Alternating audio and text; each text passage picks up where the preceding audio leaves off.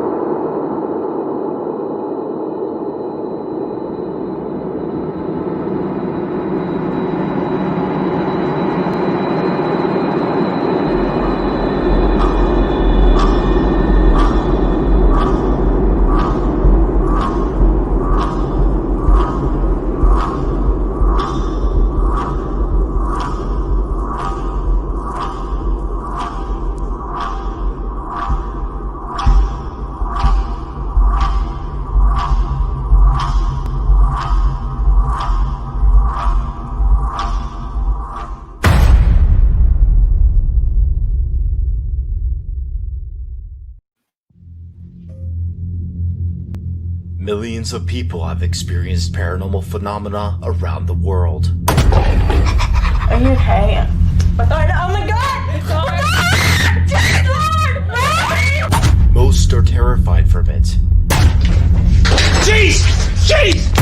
But there are the few that seek for the answers. My name is Matt Benton. I have been investigating the paranormal for a decade, and I am joining with Rocky from Chill Seekers to interview investigators across the globe to talk about their scariest and most extreme cases, to learn and share their stories. What truly happens out there?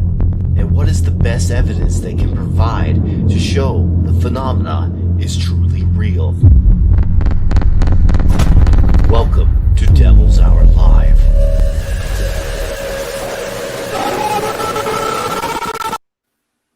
Hello.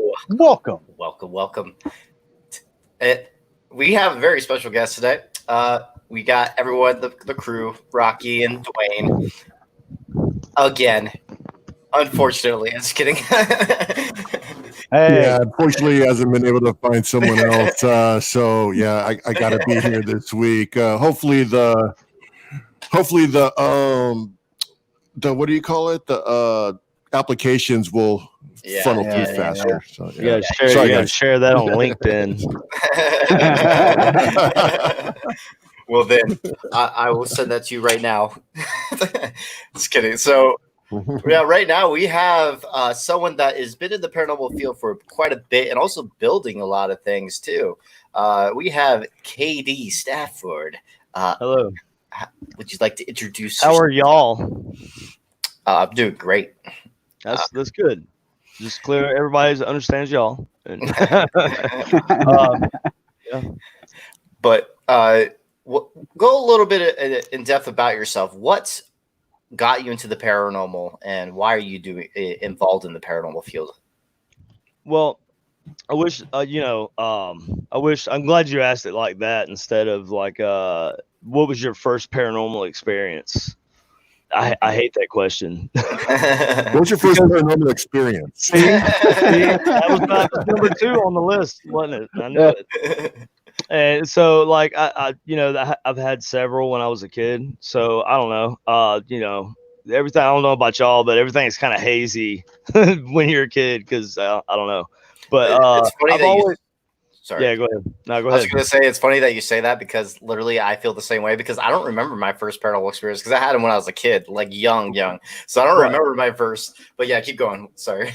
Right. Yeah. Yes. It's the same way with me. It's like, there were several and, try and remember a certain event when you're a kid and how it happened.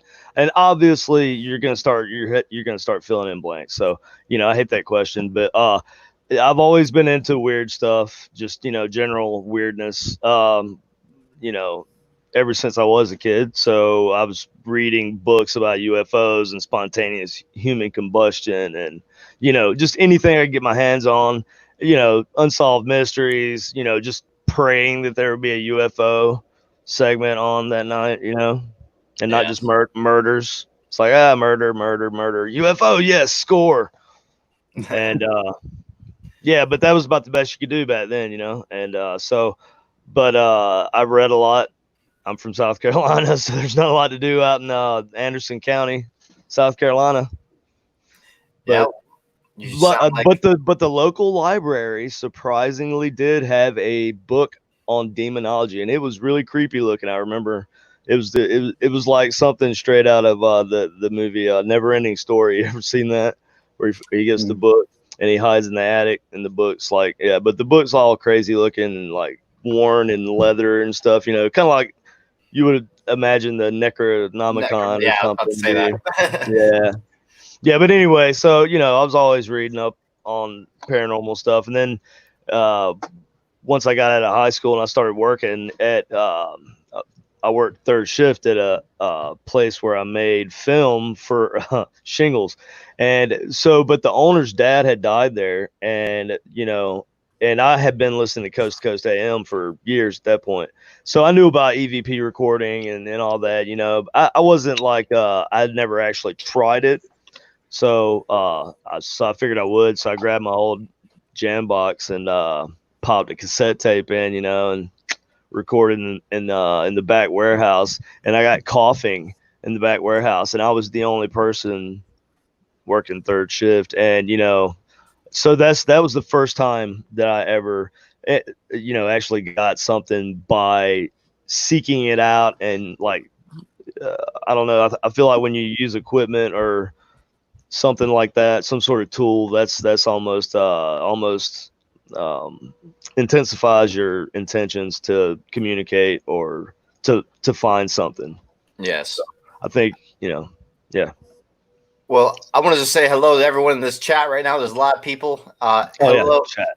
Hello, guys. Oh, wait, if you can't see it, are you able to see it, Katie? Yeah, I had to put it on live comments. Yes, live. Yeah, live comments. Yeah, I see it now. Yeah, hello, everybody. Oh, Levy's in here. We got Crow Judas. Yes, my BFF. and then Twin Paranormal. Robert, and Twin Paranormal is in here too. Hello, guys. Haunted by Haunted. Haunted by Haunted. Nikki rocks. You guys are all awesome. Selena, a whole bunch of you guys. Just wanted to say hello. TV. Yep, that's Levy. So I'm actually seeing him this 11th. I'll be seeing you soon. We're going to be at the Hell's Bar Dam. So just we're going to shoot a little video probably. So A Crow of Judas is a cool name. You know what I want Levy to do? A cool guy. He's definitely a cool guy. That's a cool I name. like Sorry, go ahead. Yeah, you'll have to check. You need to check out his channel there on YouTube. There. Yes. Go subscribe to Crow of Judas and Levy. Where's Levy's? Oh, there. Go. Yeah, do not go look at mine because it's mostly garbage. Link in the description. Just kidding. I don't know why. Yeah. I mean, great. Thank you very much.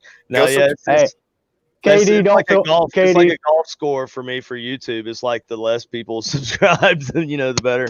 KD, don't feel bad, KD. I've had my YouTube up for about 7 years now, or 6 years, and I think I got 6 subscribers.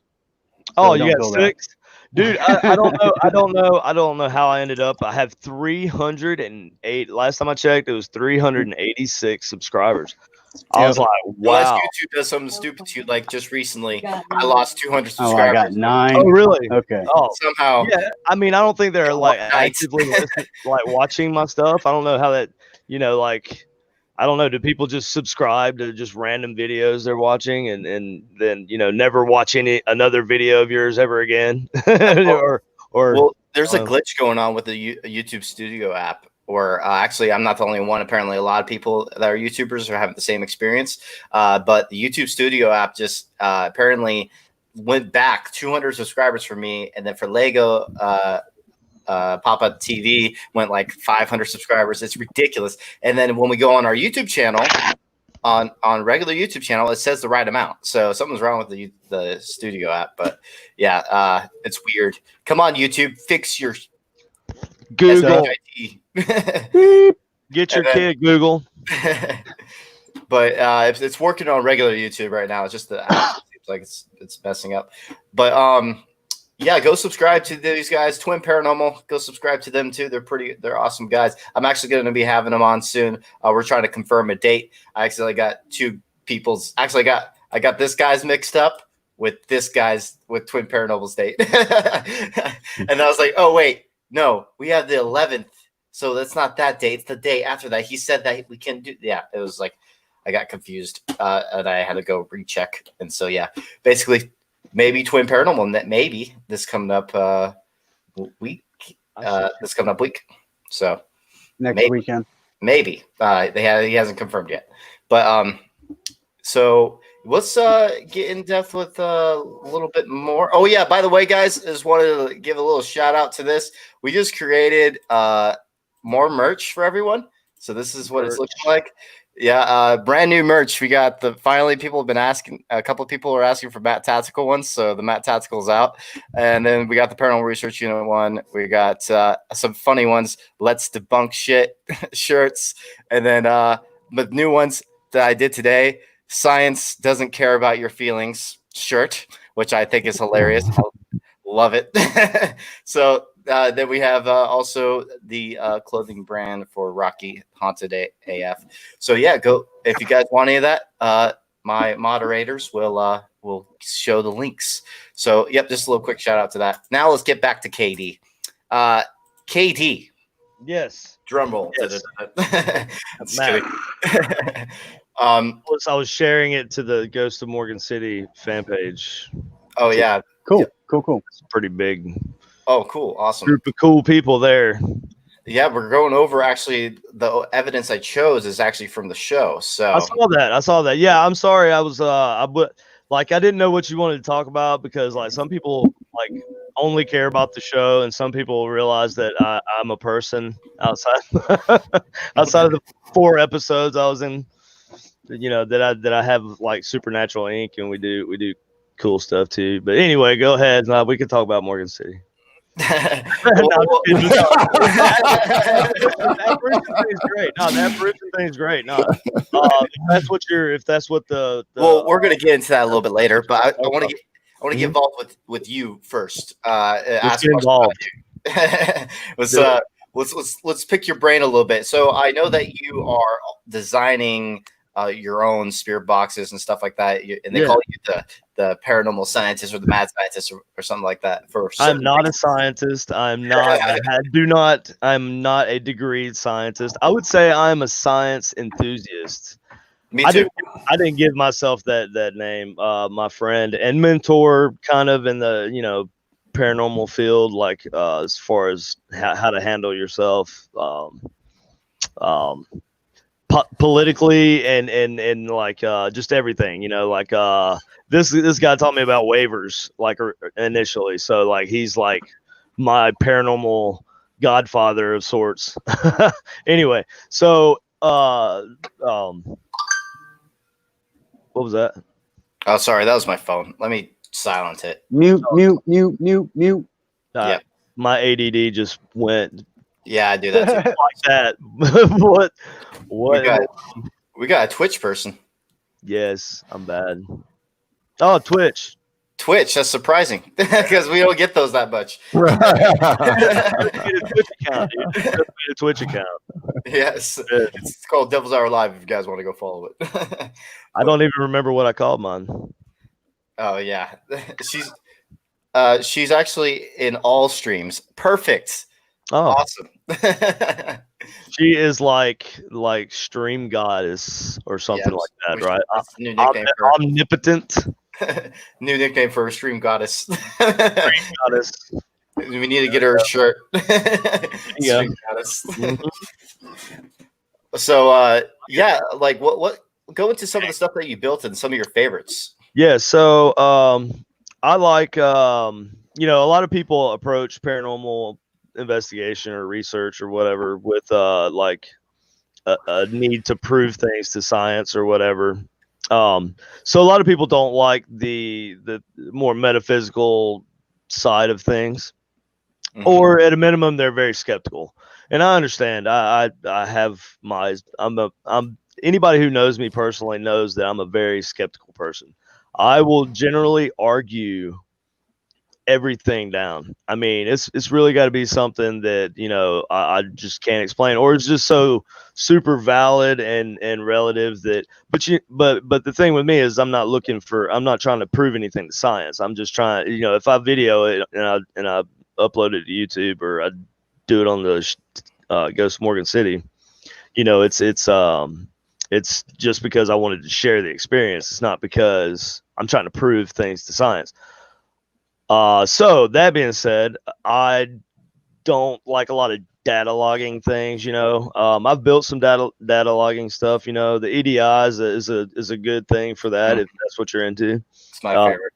Yeah, there's a lot of people out there making some pretty cool stuff, but I think the EDI is like really kind of clean and if you're trying to measure something scientifically, you want something that's nice and organized and is well put together and it looks legit, right?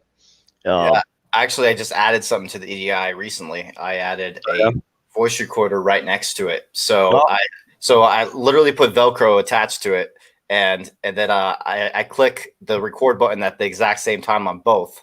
So if we ever captured EVP, maybe we could collect data from the EDI graphing at the same time you get a electronic voice phenomena. That's cool. I'm thinking about attaching two so we could cross-check audio. I like to do that too.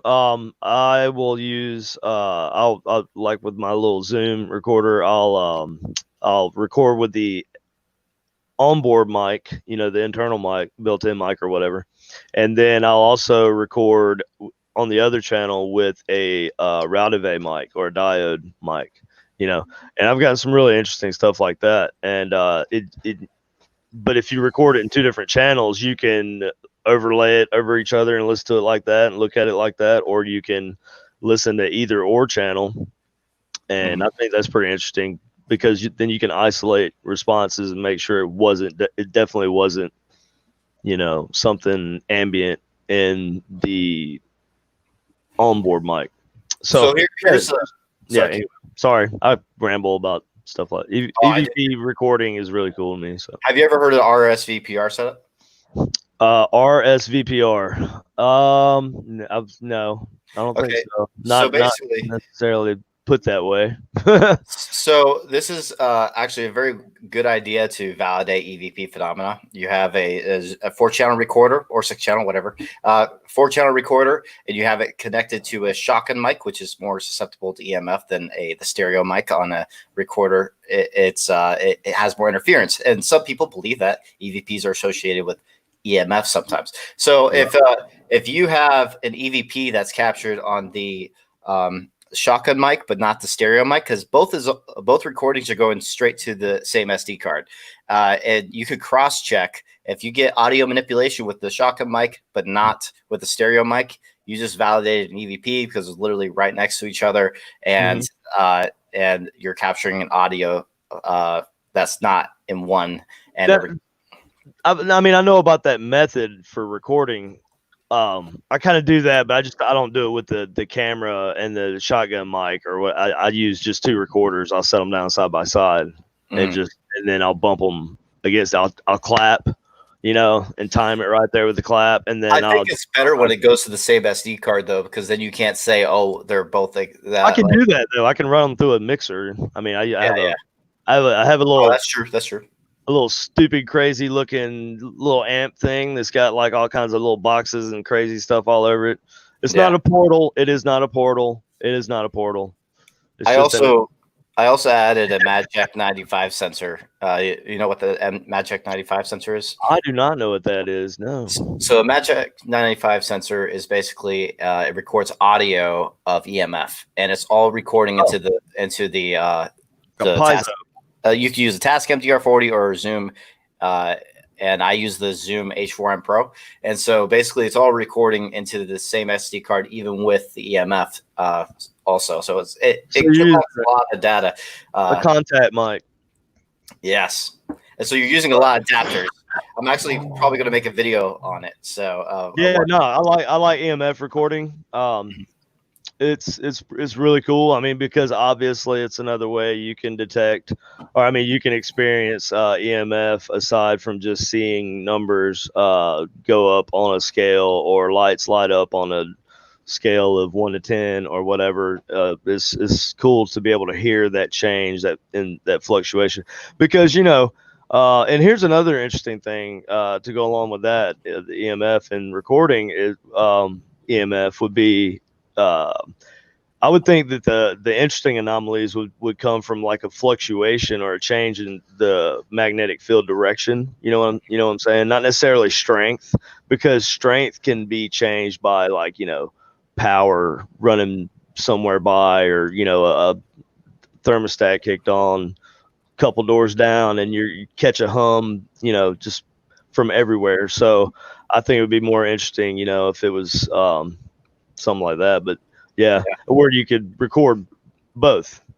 But the EMF recording is cool. You can do that actually pretty easily, sort of like a poor man's way. Is you can order a little suction cup contact mic on Amazon. I think they're like $8, and get your digital recorder that you can listen to actively, and put your headphones on and plug that contact mic into the mic in, and you can walk around and listen to EMF static, which is super cool. Yeah. That's in a box. A Geoport, I think he uses, which is basically just a piezo, like a pickup. Mm-hmm. Yeah, that's all it is. Yeah.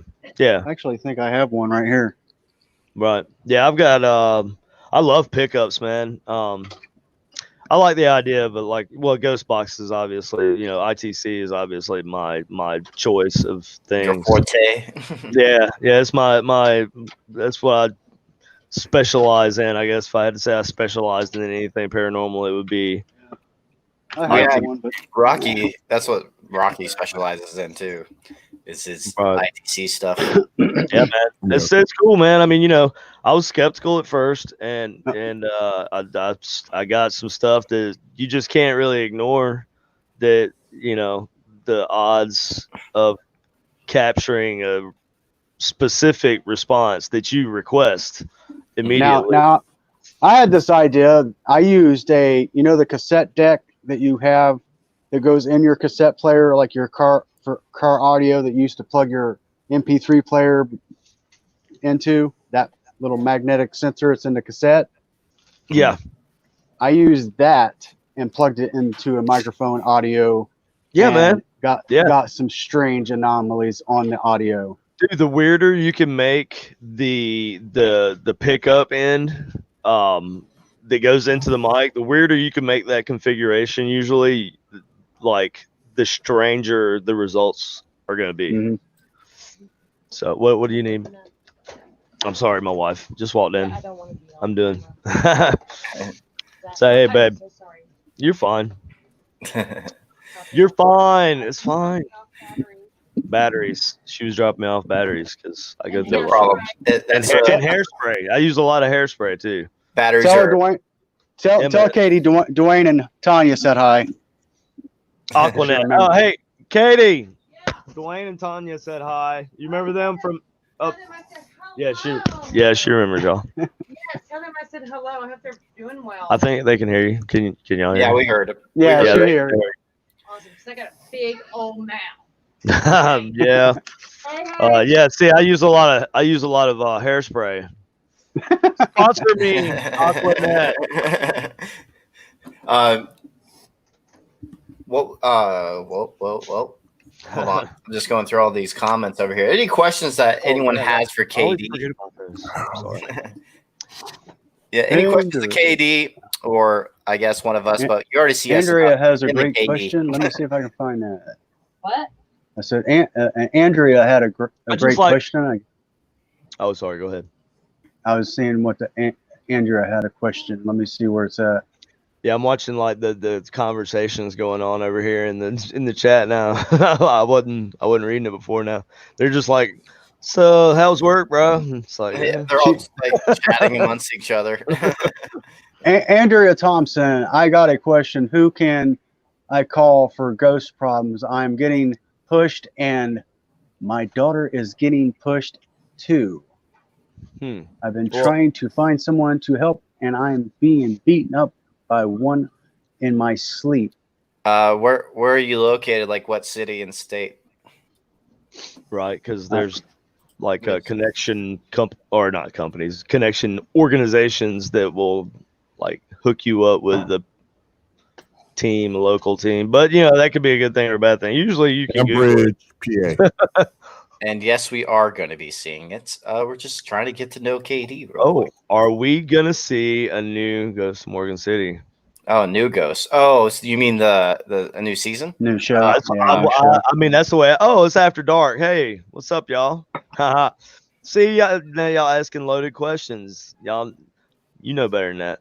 Yeah, No, you but can't I could say that if we were doing another season of Ghosts of Morgan City, that it would have been postponed like everything else on the planet has been for Right. you know, the past, I forget how long now the kid's been home. It's like, you know, it's crazy, man. Well, nobody's on a schedule. Everybody just kind of sleeps wherever they fall, you know? Yeah. Why, Robert? This is from the last investigation that we did. They started doing some. No, Penguin. It doesn't make sense. I'm trying to even understand how it even started. I don't remember. But what are you building that's new after dark? Says. Oh, so well, define new. I've been working on some things that like well, you know, just like that are continual projects. Always trying to do something, find new, you know, like the hack boxes were a big deal. You know, like there's websites you go to now and you can look up like archives of lists of names of ghost boxes that are hackable. Right. But it was like it stopped there, you know. It's like, okay, so what do we do now? And then, you know, and then you know, so I'm working on a lot of radio stuff, but not just radio stuff. I don't have anything against apps, is to just go ahead and, use that as a disclaimer. But personally, I like a device that's not influenced by or it's not like gonna pick up my friends list off Facebook, ask for access kind of secretly, and start naming off my friends off Facebook. But but there is an app that I like. It's called Echo Box, and so I like it's a phonetic generator. It's kind of like there's a mode for that on the Obelisk, right? So I wanted something like that, but faster, more like the Echo Box, but in a box, like an electronic circuit that I know is not being manipulated by the internet or somebody on the dark web. I don't know. I'm just so anyway, I like not analog electronics, but they're not IoT. I don't like IoT stuff. I think that's kind of counterintuitive, but who am I to say? Actually, I have a question. Have you heard of this app? Man, there's so many of those now. I don't. Sentia. So this is Sentia. this is the app. Is that how they're? Yeah, Sentia ITC, which stands for Science and Knowledge. It's my newest app with Matt Payne. Oh, you did that? Yeah. Oh, okay. And I just there are a lot of apps. I'm not hating on apps, but that's why I was. Is this a phonetic generator or is it a radio? Here's what's different about this than all the other apps. Okay, so this is a single file bank, which means it doesn't change. And that's the issue with regular banks, is that they always change as randomized. You can't cross-check the audio to make sure that there is audio manipulation. So the single file audio is something that you're going to be able to cross-check at home or whenever you're doing your reviewing. You hear a sentence that's not supposed to be there. Well, you have the single file audio that's in the Google Play Store that you can download yourself on Google Drive and cross-check it whenever you want. And so if you get a full sentence that's not supposed to be there, then you just validated audio manipulation. Well, you see now, and this is coming from somebody who actually created the app, and that is more. See, but I just don't get to talk to people who make the apps very often. I've never had the opportunity to, I guess, see how they did it or them explain it to me or anything. So but there's so many of the ones out there that are just for sale for Halloween to scare kids or whatever, and but there are a few good apps, but I haven't seen that one, but I'll definitely check that out.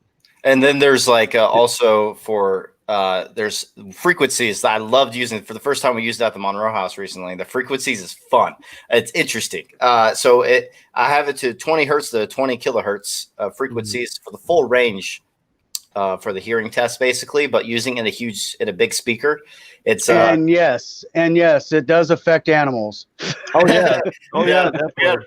We had dogs barking at us when it got to certain pitches. Dude, have you ever heard of the shepherd's tone? You've heard of the shepherd's tone and stuff? It's like it's kind of like binaural beats, sort of, but it's like a tone that resonates. It's crazy, man. You get into these frequencies and then binaural beats, and how if you pick up two different waveforms, one in each ear, and what your brain will create out of those two and make you actually perceive. It's like that could be another point of interaction for something paranormal if it That's why I gave the full range of frequencies, because my Solomon app had a different type of, only a certain sets of frequencies. This time I wanted the full range of it. We used it with Dwayne's speaker, and it was crazy. We got headaches at one point because. So is it like a sweeping thing? Like it just sweeps up and then sweeps back down, or it starts from the low frequency and then sweeps up. Right. And so slowly, it's like a VCO. It's like a VCO or a voltage oscillator. Just except it goes right. slowly though. It goes like 6 minutes of a clip. So yeah, that's cool though, man. That's super cool. No, I love stuff like that, dude. Because you're talking synthesizer stuff right there, and I'm a noob, but I am super interested in for some reason like electronic music. All of a sudden, it's weird. I wake up and it's like I'm gonna play with the MIDI and do some sampling, and it's I don't know where I come up with this stuff. Well, so what got you into building the radios? Dude, I don't know. Like the only thing I really knew of a ghost box or a spirit box in 2012, I'd say, was or no, was it 2004? I think it was like 2014 when the first time I saw. No, it was 2012. A Ghost Adventures, I think. And they had the SB7. Was that 2012? I don't remember. But see, I watched Ghost Hunters before, but I was always like, it's cool, but it was not like didn't make me want to try the equipment that they were using because I'm more equipment oriented. So I think even though I don't watch any of the shows right now because I don't have time, I wish I did. It'd be great. But watching Ghost Adventures probably, and them using all the different equipment that Bill Chappell had, that was always interesting. So, so that had the interest there, and I was already I had a technician background in the Army. I worked on combat vehicles or just basically whatever was broke downrange, and so I worked on special forces vehicles and stuff. So I did a lot of electronics work and but then I was introduced into soldering circuit boards and Frank's boxes, building actual, ghost boxes the way Frank Sumption built them with the same circuit and everything. I did all that in about 2 years, and I never planned on it turning into this at all. This was never intentional. We just put Supernatural Inc. We just started Supernatural Inc., our little organization here in Kansas City, in 2015. Mm-hmm. So, and then, we didn't really do much. We did a lot of investigating, but we were investigating with other local teams. So we didn't share a lot to our page, even though we were out there doing stuff and they were all over the place on social media. But, we didn't actually start doing stuff on Supernatural Inc. until 2016. And I didn't even start building ghost boxes until after that. So, and here we are. That's cool. Yeah. So and it's always been about ghost boxes too, by the way. That was the very first most interesting thing to me was communication more than anything else. Cause awesome. So this is also touch a little bit on this because this was also mentioned. The ghost helmets. Yeah. Oh, that's okay. That's Gavin. Yeah. Yeah. The ghost helmet. Hey, a lot of people are skeptical of it. I am too. That's why I built it. That's why I wanted to try the experiment myself, because that was the problem. That a lot of people said that they attempted to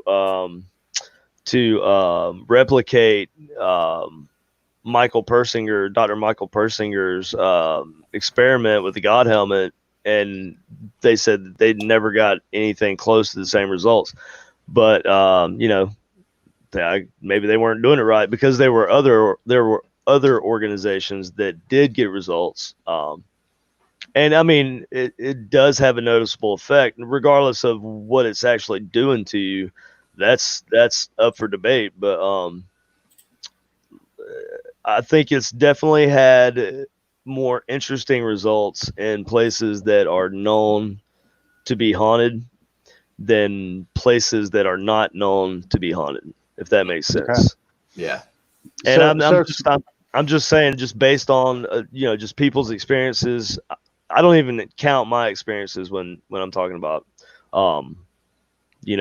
the things that people have seen at different locations. So can you go into that story about the medium that wore it at the Randolph County Infirmary? Yeah. Okay. So we did. What was the name of was it Spook TV Con? I think it was. Yes. Yeah. Okay. So we did that at the Randolph County Infirmary, and that was in Indiana. That was in Indiana, right? Yeah. Winchester, Indiana. Winchestertonville. No, it was Winchester, Indiana, and so the Booth brothers were filming a movie, part of a movie out there, and they had asked if I would bring the helmet because I just kind of Hey, Bill. introduced it. Hey, Bill. Hello, Jackie. Is it Jacques or Jackie? It's Jackie. I don't know. I'm just saying. Anyway, so yeah. So the helmet, yeah, it's definitely produced some interesting results. And I always say you have to try it, and you have to try it more than once. I mean, but it definitely does something interesting. And call it what you want. It could be the lights, because I don't just use the EM coils on the helmet. I use it's called brain entrainment. But anyway, so Jessica Potter, right, the psychic medium. I'm just gonna throw her name out there because I don't care, and I know her, and she'll be all right. So they wanted her to wear the helmet in the basement of this infirmary, and I was like, okay, so what's special about down here, you know? And they said, well, a nurse had hung herself down here. I think it was a nurse or somebody who worked there, you know. I actually think it was a patient or a resident. It was a female, though, right? Yeah, it was a resident. Oh, a resident. Okay. I couldn't remember. I knew that was a washroom, correct? Yeah, down in that area where it was a tool at. room. Like, is it? Yeah. Yeah. There was a tool room, and then off to the left of that tool room was the room that they had put her in for confinement, and apparently she used the sheets to hang her. Yeah, the steam pipe. Right. Yeah. So that's what I did. So you know about that. That's good because I took and so they wanted me. So they told me that someone had hung themselves there and where they had supposedly done it. And you know, they said basically just get her set up, and however you think the helmet will work best in here, what direction you want her facing, blah blah blah. So I was like, okay, so we're just gonna face her this way. She doesn't know what happened, so we're gonna face her this direction, facing where the lady had allegedly hung herself. And you know, so she comes in, sits down, put the helmet on her. You know, basically you just kind of try to get into a meditative state, and that's what the LEDs are really for. It's called brain entrainment. They kind of sync your brain up to the frequency that they're flashing at, and there's a lot of science behind that too, and there's some proof that it works. But so that kind of helps you to get into a meditative state if it's a little bit more difficult for you, maybe. But anyway, so she did that for like 2 minutes. It's completely dark in there. And this was something I didn't get to telling y'all because we had to go live. But so it's completely dark, and one of the cast or the crew members has an SLS camera, right? And they're, you know, Jessica's sitting there wearing the helmet, and she's looking straight ahead, and she's like talking about how she sees something foggy, like suspended, like floating in front of her. She described it as a person floating in front of her that was like foggy or misty looking. She couldn't really make out details, but it was a female.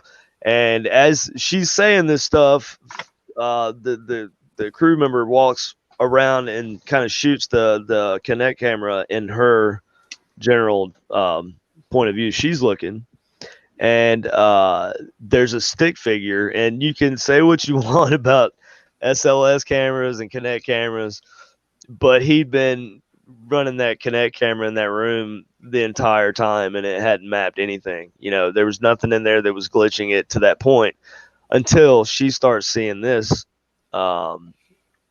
what she thought was a person floating in front of her, but it just happened to be exactly where that lady had allegedly hung herself. And you know, and it was on the Kinect camera, which I don't have access to because it wasn't mine. But I saw it, and that's kind of like, so I guess this is sort of a personal experience, unless that footage ever comes out. So take that for what it's worth. But there you go. You can ask Jessica. There you go. Well, but yeah, it was definitely that. So, you know, a lot of people have asked me how the helmet will help paranormal research, how it will help us maybe advance in paranormal research? And my answer would be, I don't know. I mean, I have no idea. I just know that it does something interesting that I would describe as paranormal. Makes you perceive things that are paranormal. So it's worth investigating, and it's worth seeing if there's anything behind it. You can't just chalk it off to electromagnetic fields causing hallucinations, because I've yet to see those studies. It's most definitely sensory deprivation on steroids. It's not really. I took the if you're talking about like the Gansfeld experiment. Well, just the 2 minutes that I put it on when I was there at Randolph County, and just the flashing lights. From that just after that experience of having it on for 2 minutes and just kind of relaxing. It definitely relaxes. Yeah, definitely. And you'll see all kinds of colors and it like shapes and stuff, you know. And like with me, it's like a tunnel, like it starts coming at me real fast. It's really weird. But and so that, combine that with some activity actually going on there. And then, you have somebody like Jessica who had no idea, to our knowledge, and that's about the best we could do. She had no idea about that death that had happened in that room. And if she did know about the death that happened there at that location, she wouldn't have known exactly where it was and what room it was in. She'd never been down there. I mean, this was you were there. It's a pretty big place, dude. You get down at the bottom, it reminded me of like the cask of Amontillado. You ever read that story by Edgar Allan Poe, where I think he walls him up in a thing or something, and in a wine cellar. Anyway, that basement was pretty creepy. It's really creepy. And so so she definitely seen something and had an experience, and but it's hard to say when somebody who has psychic ability wears the helmet. It's hard to say what, like, is that her ability, or I was trying to like get it out of her, like, to describe how she normally experiences her abilities, right? As opposed to how she experienced that incident. Is if there was a difference. Like, do you normally see that? Like, was it less clear than it normally would have been? Was it more clear? You know what I mean? Because if there's anything to like psychic phenomenon, right? Like, it's got something to do with the way our synapses fire in our brains. It's got to do with all the different waves being generated by our brain activity, right? Frequencies. Right. Yeah. I mean, everything's a frequency. So like, and you have a dominant brain wave, right? Like, if you were to measure your brain waves with a simple EKG, you get like delta, or probably alpha or beta waves or whatever. And I think alpha waves are like bad for you. I can never remember between alpha and beta. Anyway, one of them is like stressful, and but like that's just the dominant wave. So like, there's so much going on in your brain, man. Okay, so if the helmet works, or the general concept works, for any reason, I would assume that it somehow changes some of the way your neurons fire between each other. Maybe they fire towards different neurons. I'm not a neuroscientist, I've openly invited neuroscientists to just like look into it with me, and I can't get anybody who's like actually serious that wants to do it. Well, I mean, hey, if you want to wear the helmet, I encourage everybody to wear it, as long as you don't have a history of epilepsy, because it might give you a seizure. It will definitely give you a seizure if you have. Yeah, so it would most definitely give someone that has. I'm also 100%. 100% guaranteed seizure. I also view Yeah. paranormal in a very non-biased way, so I would be a perfect subject. Yeah, you So, know, and yeah, I'm a very skeptical person too. Me too. But I've been changed, kind of like it's weird, man. It's a love-hate relationship. I go back and forth. You know, it's Yeah. it's like religion, man. yeah, man. I think you would. I think you would even like this shirt. Science doesn't care about your feelings. Really, it doesn't. It doesn't. That's why I don't even waste my time. I'm not gonna available. sit here I'm not gonna sit here try to convince anybody that I understand the mechanics of how ghosts are able to talk through radio waves. I'm not going to Yeah. sit here and pretend that I have the answers for that or that I am the only one who knows how to do that. And there's some people out there, I'm not going to name any names, that do that. But, you know, I say Right. it's completely open to interpretation. You know, it's on the individual, just like most religious experiences are. I mean, generally there's a broad theme there that's usually the same, but you know, anyway. Yeah, like, oh yeah. By the way, there's one comment. Julie, you could go get the shirt now if you want, because she says she loves that shirt. You could get it Yeah, now it's if you cool. want it. It's one of my moderators will link it to you. He's like, shameless plug. Yep, shameless Hey. plugs. But hey, it's funny. I think it's funny. I'm the worst at self-promoting for my own stuff. I'm so bad at it. Terrible. So you have Supernatural Inc. Excuse me. Yes, Supernatural. YouTube channel. Yeah, And then- that thing's rough, man. I mean, y'all can go on there and laugh at it. It's a good little. I've got a few videos on there that are just kind of like, what the hell are you doing? There's one video on there. Okay, now there is some interesting little like super local teas. And by local, I mean only I know about it and a couple other people. But so you guys, have y'all heard of a guy named John Hutchinson? Yes, Uh-huh. I've heard of it. Okay, so y'all know that he made all these claims that he could like basically manipulate metal using like different frequencies and like high voltage and all this sound and just crazy, like all the he had a video of like this iron bar, like he was bending it and it just kind of looked, it was like looks like Play-Doh, bro. I mean, I don't know. And but so you know, like he was obviously he did. I don't think he has he's not a doctor or anything. He's not like a I don't know, like a known scientist or anything. He's kind of like me, I guess. Maybe that's my future. I don't know. experimental. Right? Yeah, experiment. Go.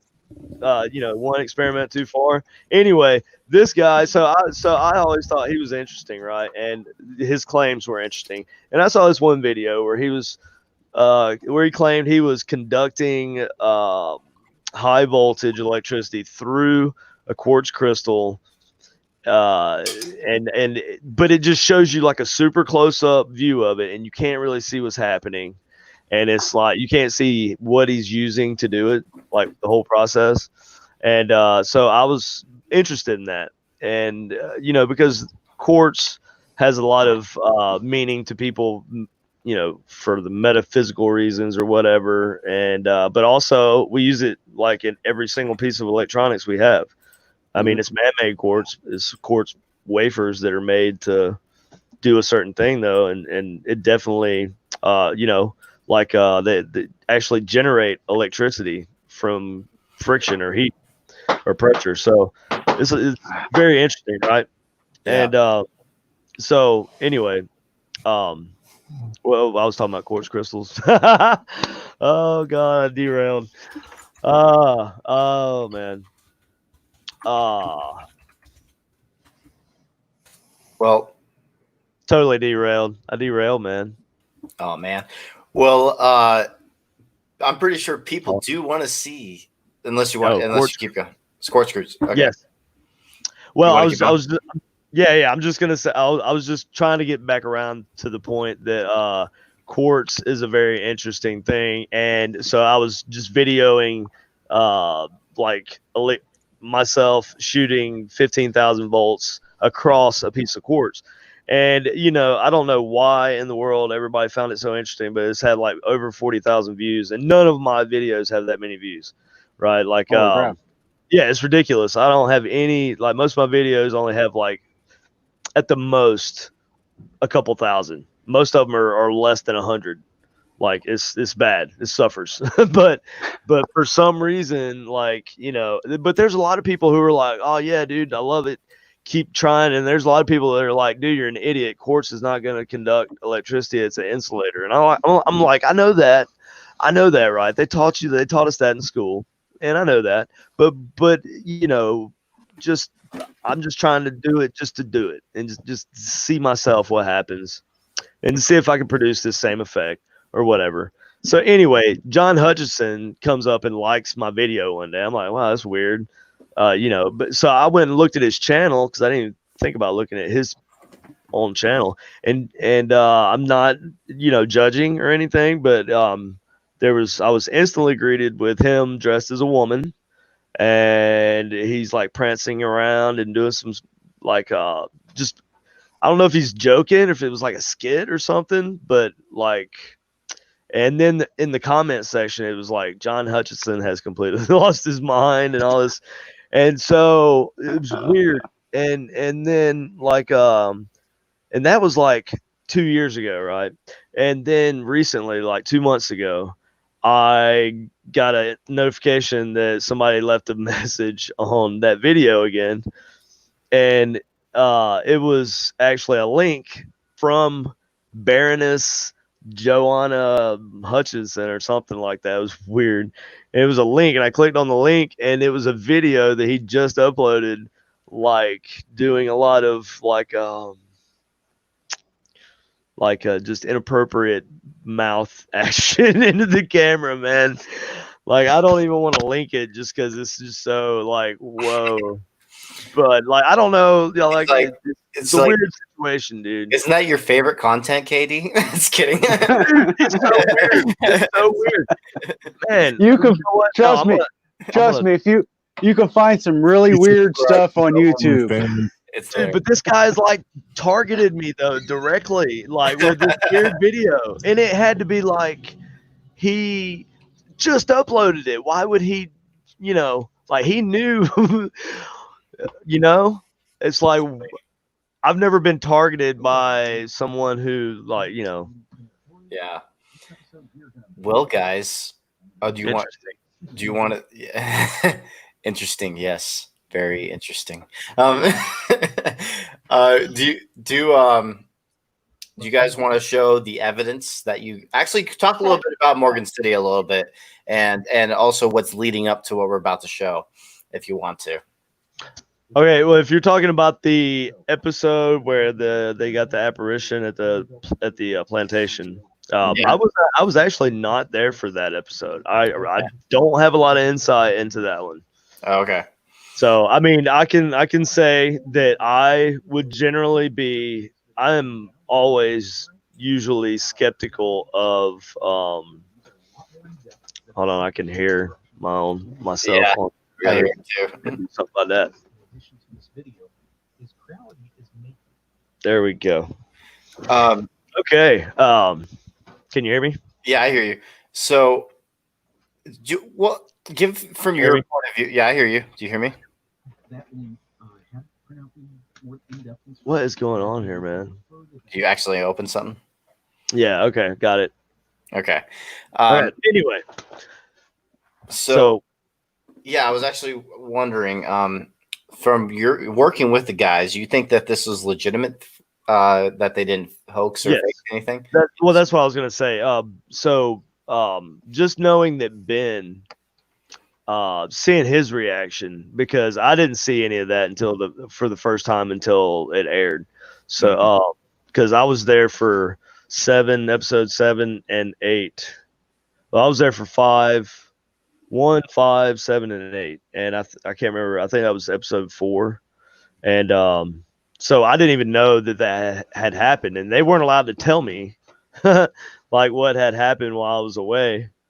And yeah, Sarah had it worse, man, because she's the psychic, she's sensitive. So they really did a good job of keeping her in the dark, even though sometimes the chronology of the way they edited some things, it makes it look like she got the information prior, even though it didn't happen in that necessary order. You know what I mean? Yeah. But yeah, she wasn't even allowed to sit in on the production meetings. So Sarah legit believed that in the footage. Obviously, Ben, just to see him as excited as he was. I mean, you guys saw that, right? Have you ever seen Ben Hansen giggle? Yeah, dude. Like when I watched it, the reaction looked legitimate to me. And yeah, definitely. So that's the one thing that I grabbed from that when I saw this was that all the reactions seemed so legitimate. He acted like how I would act if I saw an apparition like that caught on video. He didn't know how to react. That was just pure and genuine. So yeah. So by the way, I did contact Ben to see if he could make it on the show. He did reply back. He wasn't able to because working on with the new show that he's working with. Oh yeah. He's got something he's working on. By the way, but he needs some. By the way, I have some. Yeah. He needs what? He says he's been searching for new evidence, and I have if you want some. Oh yeah. But by the way, he wanted me to tell you hello, anyways, and that he's sorry wasn't not able to make the show. Well, yeah, I ain't got talked to Ben in a long time. It's been a while. He went down under for a long time. Actually, I really like his work. Out of most investigators, him, I actually view things a lot in his way. Like I love how he breaks things down, like I do. If you watch my Factor Fate, man, Factor Fate was good. It was like one of my favorite shows, and that was kind of. I mean, that's not necessarily. I think they had it. He was a little more like less. He was more serious in Factor Fate. You know, they had him more structured, I think. But Ghost of Morgan City, he was actually able to show a little bit more emotion, I think. So, like, when they got the video, the apparition, I mean, for somebody to sneak in, for somebody to fake that, I mean, I don't even know, like, because what we watched on TV was footage of the DVR replay. Yeah, I'm not. Yeah, I definitely. It would be an elaborate hoax that you would have to pull off on a former FBI agent, regardless of whatever position he held in the FBI. I mean, they don't. I mean, he's a pretty smart dude. Yeah, to me, I thought the reaction was legitimate, and I feel like he had nothing to do with it if it was faked, and that's my point of view. That's why I think this footage is very interesting, because I would think that he would know about what's going on with the production if someone did try to fake it. But that's the only point of view I could see. And I think it's I want to show this footage to everyone. I think this is going to be so far the best evidence we've shown on Devil's Hour Live so far. Pretty interesting. It's very, very clear. And here we go. I'm going to add this to the stream. 1 second. Let me take off this so it's not blocking you. Okay. That's the stream. And here it is. He actually does a breakdown video, which is very similar to the style I like to do my videos. So I thought I really like Ben Hansen's work. So, ladies and gentlemen, it's Ben Hansen with Ghosts of Morgan City on the Travel Channel. So we've had just an incredible response to some absolutely amazing footage of an alleged ghost that we captured on episode 3 that I wanted to give you some bonus material so you can see why we're so puzzled by this case. Now, there simply just isn't enough time when you're filming a show to take all of the analysis, all the footage, and cram it into 42 minutes worth, which is what actually airs. So I hope you enjoy this bonus content. You get a better idea of what we witnessed, and you can make up your mind for yourself. So let's jump right into it. Here's the live video footage we captured. So after eating my excellent buffalo wings for dinner, I was sitting in the RV by myself reviewing EVP files. I saw this image appear in live time, and it's our footage, it's our cameras. So for me, at least, it leaves absolutely zero chance that this was CGI or edited. Oh man, let me refresh. It's probably because I had it up for so long from yesterday, so it needs a re-download. Come on. Channel. Yeah, and he really does that too. He's just like sitting off to the side, like listening to his reporter. Yeah. Hold on, going back just a little. Everything about that whole situation was completely believable. Yeah. For me. So after eating my excellent buffalo wings for dinner, I was sitting in the RV by myself reviewing EVP files. I saw this image appear in live time, and it's our footage, it's our cameras. So for me, at least, it leaves absolutely zero chance that this was CGI or edited in any way. So turn your lights off. Here it comes. It was exactly like that, except for the sound effect I just put in for your listening pleasure. Go back up the tape a few minutes. I'm going to put the original audio from the camera back on. And here's some brand new footage for you that I'm sure will add a layer to this mystery. So about 40 seconds or so before the ghost walks by, a light goes on in the bedroom to the right. Now, at the same time, we see movement of someone or something in the mirror on the left-hand side in the parlor right here. Okay? Now, we see that movement again, and then the light goes off. Then something with glowing eyes goes along the bottom of the doorway. Ah, hey, kitty, kitty. And then we capture on 2 cameras what sounds like to me is an EVP of someone saying something like, I can't breathe. Listen to this. Now, mind you, right before the figure walks by, we do hear a thump of some sort. Sarah and I think maybe the cat jumped down from a table to the floor, but the actual figure makes no sounds of footsteps. Now, I know what you're thinking because I've been racking my brain thinking the same thing. Why would a ghost need to turn on a light? Can they turn on lights? Absolutely, I think they can because I've seen it before. The area beyond the doorway is pitch black. You're only seeing light in the footage because it's IR light reflected to our camera. But if only we had a second angle of this to see the figure from a different perspective. Wait for it. Oh, we do. Take a look at this. To the right of the dining room area is the den where we found the old nurse photos of Idlewild on the wall.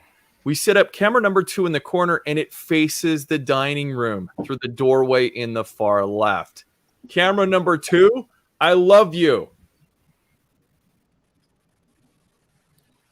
Notice the figure is transparent. Like the further angle, there's no facial features, a semi-transparent flowy dress. I'm not seeing transparency right here.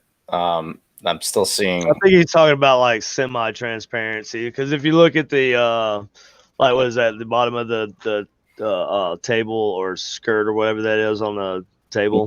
Yeah. For the bed, it's like it almost looks like it goes through like where her legs would be. Okay, let me see that again. Notice the figure is transparent. Like the part. Okay, so you see an object right here. Let me see this real quick. Let me rewind. Yeah. It's hard to see. Notice the figure is transparent. Like the further angle, there's no facial features. There's a lot of compression and stuff that's been. And it looks like the figure is carrying a tray or something. So can we chalk up the transparency to motion blur of the camera? Well, it's very different than the solid reflection of light we get coming off of Sarah, who I consider to be a real person, in her walkthrough at the same speed. Now, to add icing to this delicious cake, when Sarah and I went back to do an EVP session, the temperature dropped at least 30 degrees Fahrenheit, and then we captured this on our audio recorder. Can you let me know if Scott here, please?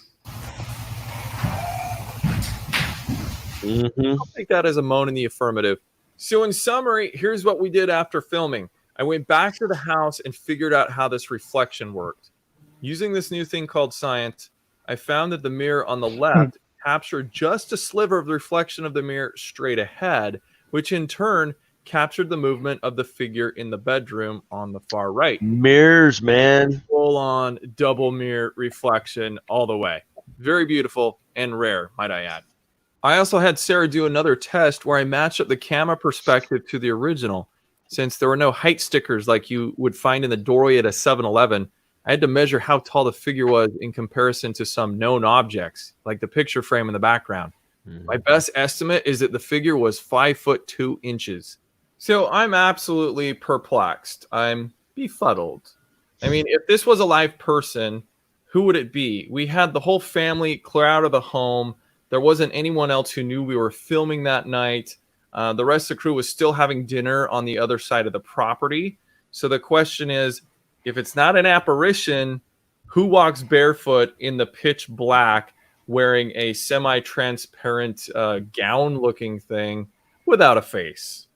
So And without bumping into anything. else. But in the meantime, thank you for watching. And to catch the rest of the season of Ghosts of Morgan City, you can tune into the Travel Channel on Friday nights. We set up camera number 2 in the corner, and it faces the dining room through the doorway in the far left. Camera number 2, I love you. Notice the figure is transparent. Wait, Like- also right here. Yeah. Notice the figure is Wait, hold on. I'm listening to the audio real quick. 1 second. Notice the You hear that noise? The bump. Yeah, the bump. Do you think that it hit this, or I don't know? Well, no, because you don't have audio in most DVR recordings. I think he know. mentioned. I think he mentioned the audio. Did they have was the audio like from the DVR cameras themselves, or was there separate mics rigged up through some like going through the sound guide? Yeah. So who knows? I mean, the bump could have been anything. Literally, I mean, it was when she was walking, but I mean, I didn't see anything move. I mean, it was dark, so that's all it is. It's freaking dark, number man. 2.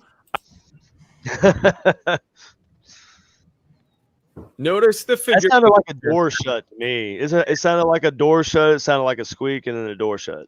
Notice the figure. Also, entities make noises sometimes. No, that never happens. Notice the figure. I'm trying to see the transparency because I'm not really seeing the transparency. I'm seeing. Well, it's hard to tell with all the compression. Yeah, this very pixelated. Like quadruple compressed. Yeah. Well, actually, right here, this part. Hold on. This person's it's stepped forward right here. 1 second. I could see it more in the other video when she was walking by because it looked like whatever was on the other side of her was kind of the Notice same. The figure is transparent. Okay, never mind. Video form. Okay, let me go back to there. I want to really break this down. I think maybe the cat. Yeah, right here. Now look at the whatever that is. Is that the table back there with the cloth on it, the tablecloth? And I feel like that looks like it kind of is. It's not. It's like an opaque. It's like she's opaque. She's not completely transparent. You can see light and shadow through her. Maybe, I don't know. Yeah. Let's see it again. I can't. Yeah, I turn off the audio this time so we can just watch. That's so fast. I wish they could slow it down. Maybe I should edit this. Right there. See, it was more the top of the edge of the table. Yeah, I'll pause it this time. Whoa. The edge of the table? Yeah, sort of. You know, and you can really see it when she's moving, though. I guess it's the movement that kind of. Okay, so let's pay attention to the face right here. Look how lit up the face is towards the IR. Now let's look at the other person in their face. See if it looks similar. 1 second. So this is pretty darkened for the. She's got a lot of hair too pulled up. Yeah, so the face is pretty darkened right there. Now let's look at the person that they had in here earlier. That's Sarah, I think. The medium. Yeah. A little bit after this. Right here. So a little bit more lit up, but not that much. She's definitely more distinguished. Like her features are more clear. I'd But say. she's also there's also no motion blur because she's just staying still though. True. It's true. So what? Didn't they have her walk through? They had her walk through too. I thought. probably 1 second. So oh yeah, they're doing a comparison right here actually. Yeah, because she almost looks like she's walking. You can see her legs moving. Oh.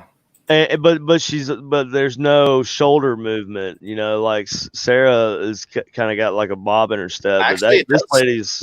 After now, I'm seeing side by side. It does look a little bit transparent actually, because look, this looks a little bit more solid. Mm-hmm.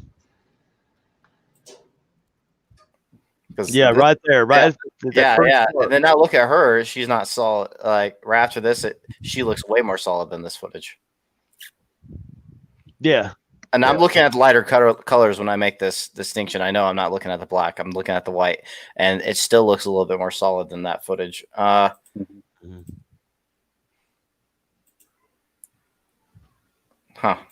Interesting. And if there are audio recorders in there that could hear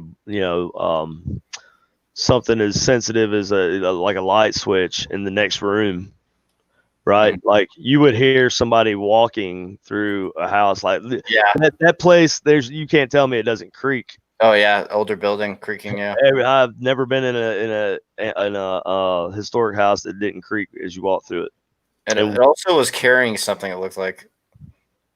Yeah, like she had something right there from that angle, especially. Well, even right there, right there. Yep. Yeah, I can't tell. Ben stated it looked like she was carrying a tray.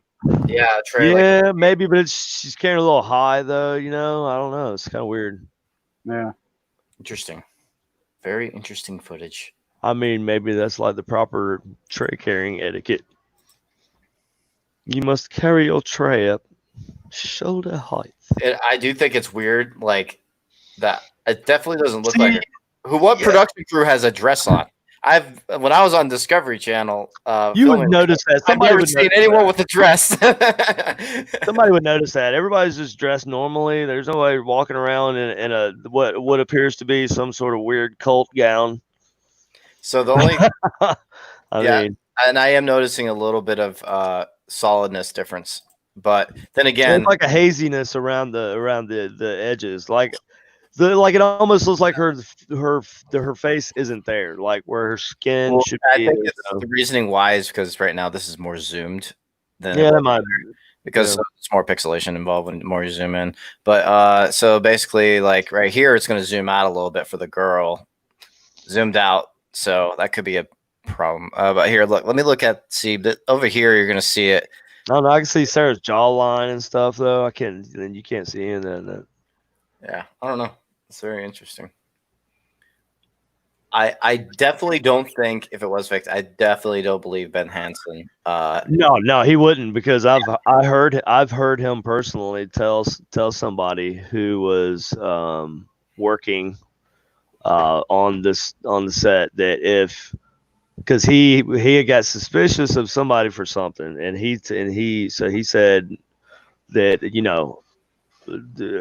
if I ever feel like you're trying to trick me or something, I'll never work with you again. So, I mean, he's very serious about that. So, and how do you pull that off?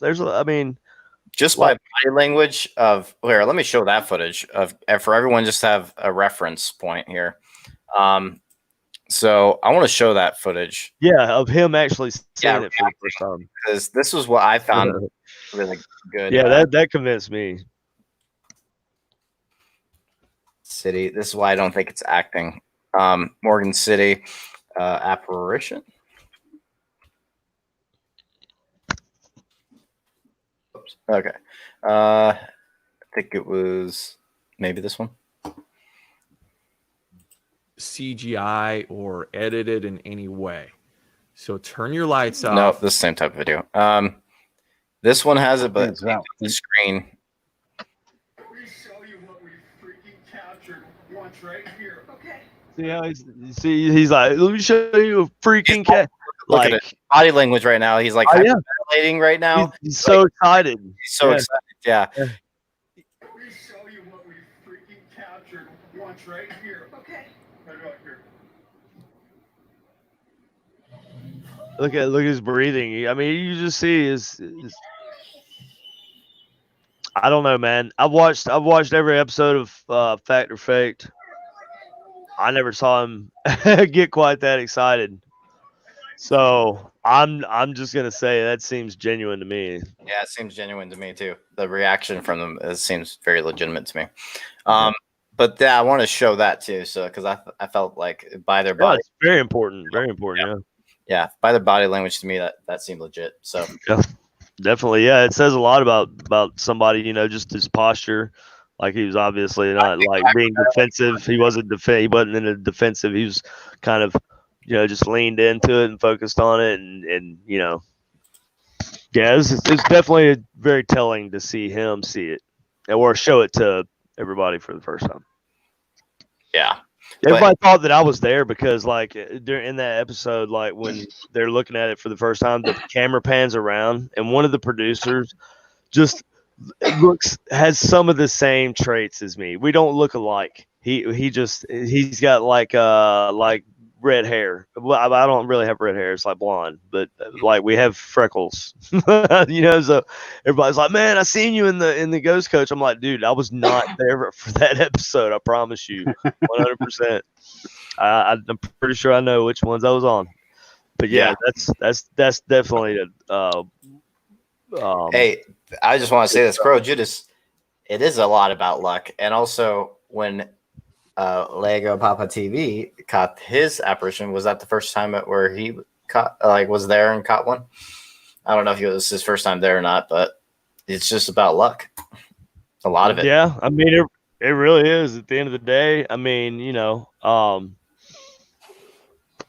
hey, crazy things happen. Plus, they have a lot more coverage than most paranormal investigators because they have a big budget to cover. Well, a lot more coverage.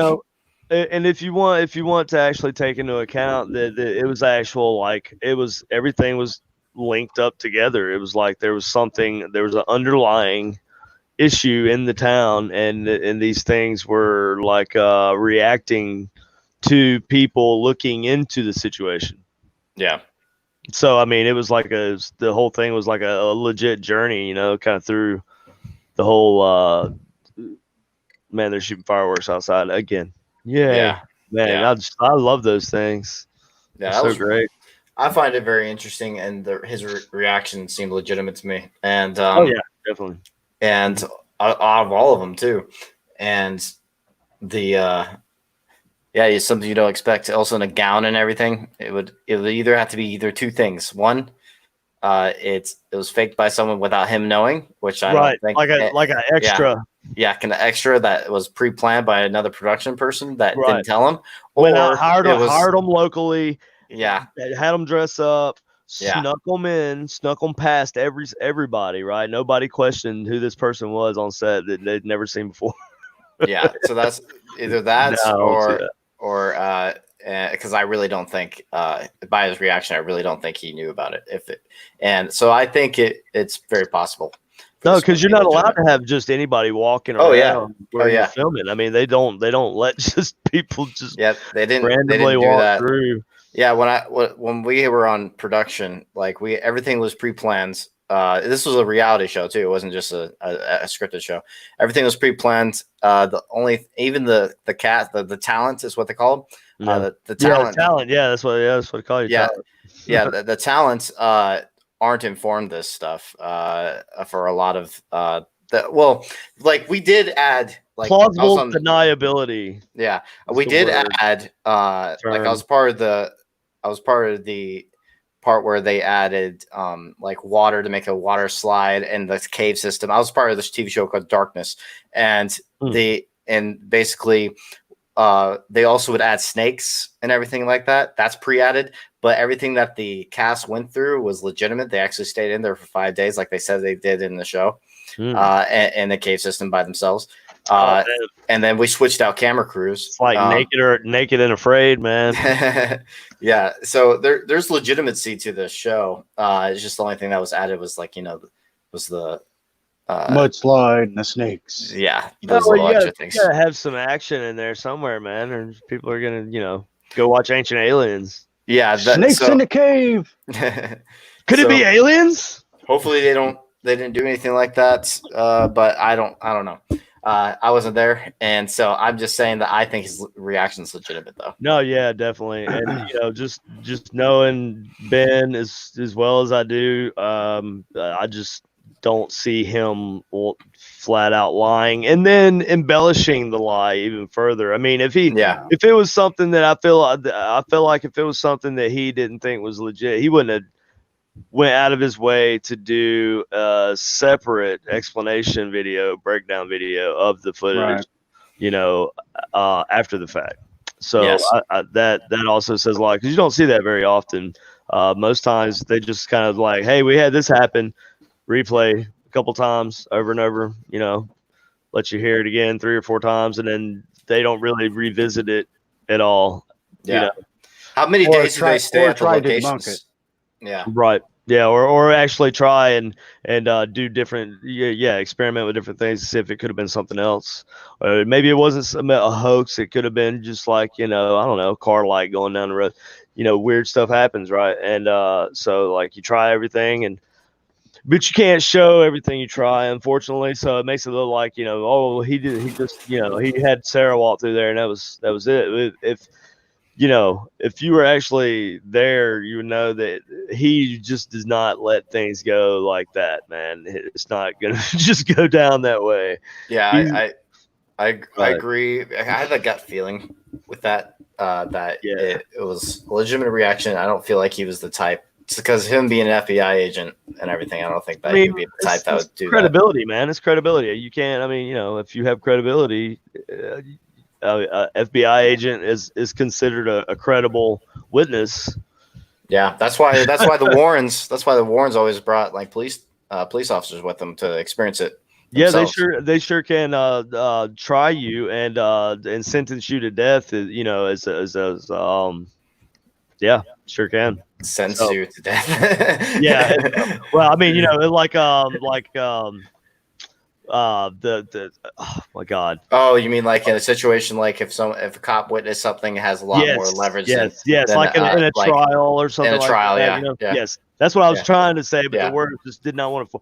My kids are playing. My son, I have a 6-year-old, and he sounds like he's wrestling an antelope or something upstairs. I'm not 100% sure. It's pretty loud. Distracting. So do you have one of the boxes that you used on the show?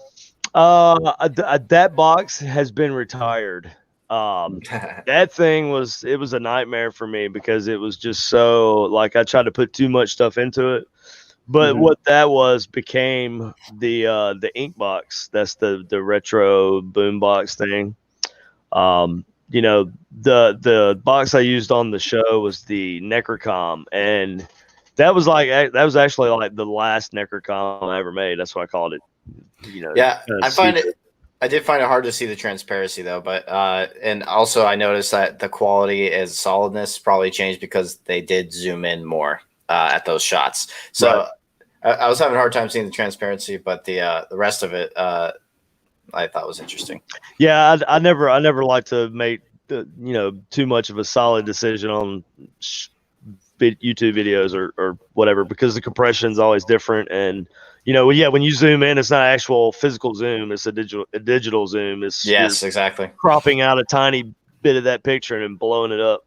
And also, DVR systems are already compressed a lot. Oh, yeah, that's why it can record for a long time. Because if you had like a straight up camcorder that's shooting at like my 4K camera shoots 150 bit rate, it's going to be out. Like I have over 512 gigabytes in that camera, and it's out after shooting in 4K. It's out in 8 hours. It's done. Yeah, I mean, personally, for my stuff, I mean, I'm not I don't make TV shows and stuff. I just just filming whatever. I just record in HD. That's it.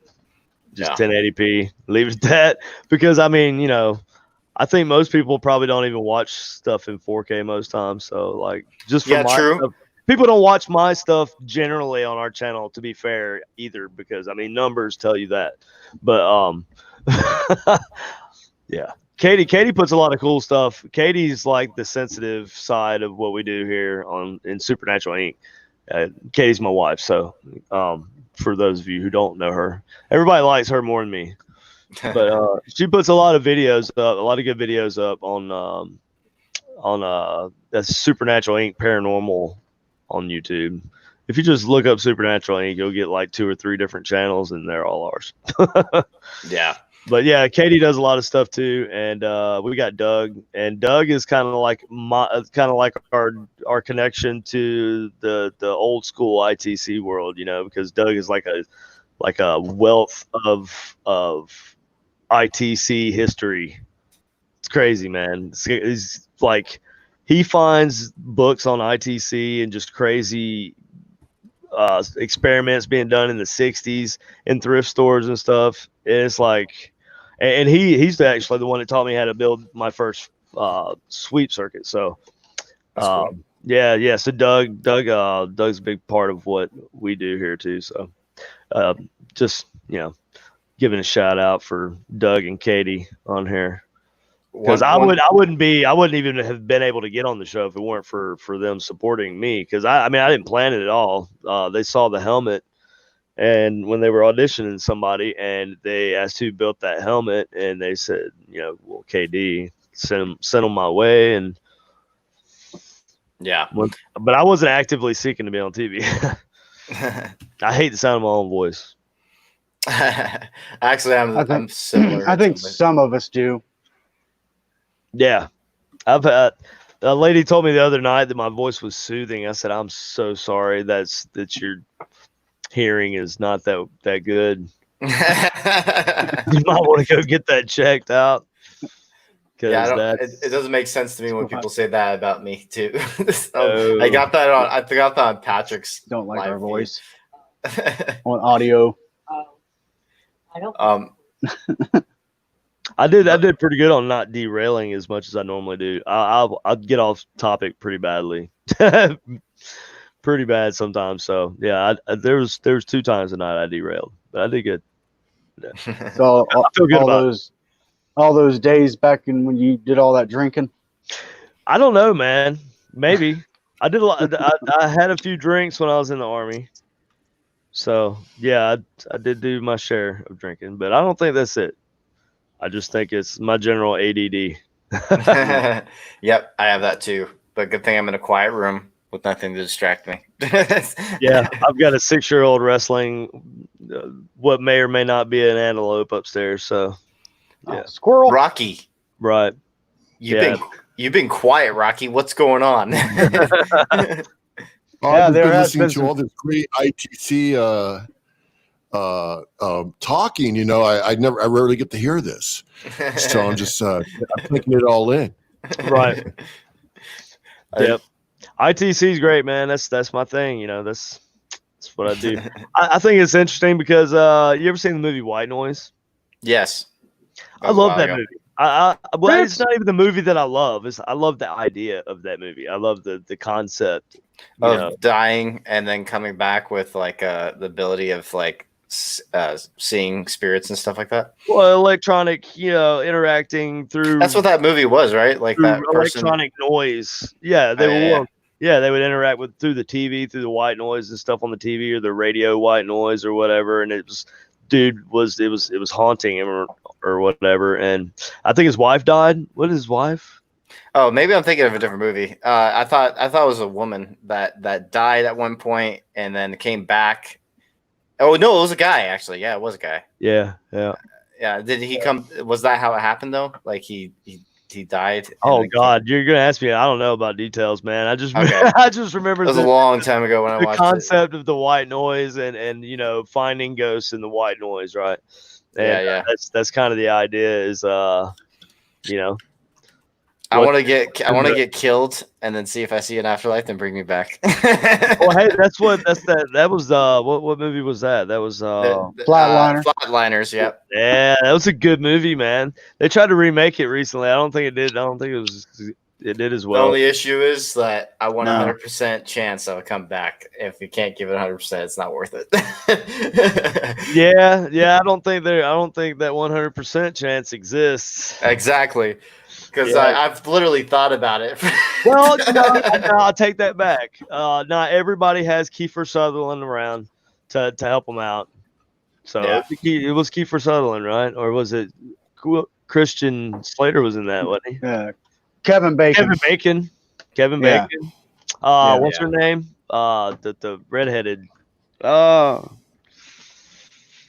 She was in Ocean's 11. She was, oh my God. Julia Roberts. Yes. Yeah. Her name was Julia Roberts, Kevin Bacon, and Keith Sutherland. Yeah, that was a great movie, man. That one made sense. I didn't actually watch the whole reboot of it, but the review I watched of it was just like it was kind of all over the place. It did make sense, like the first one did. Do you have any questions for him, Rocky? Since you're into ITC and everything. I love ITC questions. All the stuff like he's pretty much answered them of how he feels about apps. He's prefer radio. I agree. Well, I'm open-minded. I like to stay open-minded because if you want to call them our ITC founding fathers, for lack of a better term, those dudes running around in the 70s and 80s, like Bill O'Neill. I do got a question. Yeah. How did you feel about Spiritron? The Spiritcom or the Spiritcom with Bill O'Neill and yeah. Well, I mean, it's just like anything else, man. I mean, he said it was legit. It's hard for me to debunk it because there's never been really anybody. Now there's the character of Bill O'Neill that could be called into question, like it was how legit of a guy was he, if I'm holding a courtroom trial and really trying to nail it down and not just an opinion. But I mean, regardless, I don't think anybody's come out openly and said, oh, this was a hoax or anything. But I think the thing that really gets you is when you watch the video, man, and you hear, it just sounds like somebody with an electric voice box. Because my grandfather had one, and yeah, man, it's just really hard to, or somebody speaking through a synthesizer or something like that, But razor.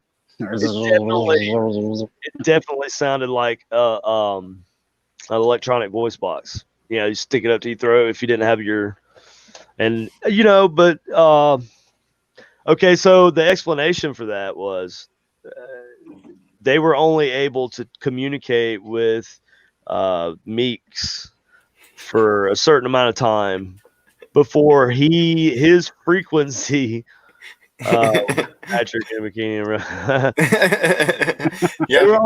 They were Patrick in the background with the sign. So let's do. We need a wrestling match now.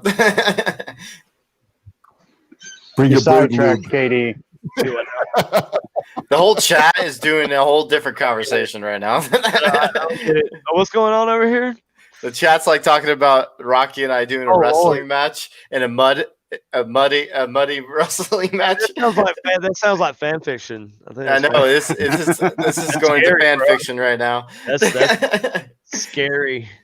Oh man. That's a scary direction. The only issue for Rocky with his size, he would definitely probably win because he's like, how many pounds more than me? Like a lot more than me. So 200. Yeah, you're right. Enough where it doesn't matter. Yeah.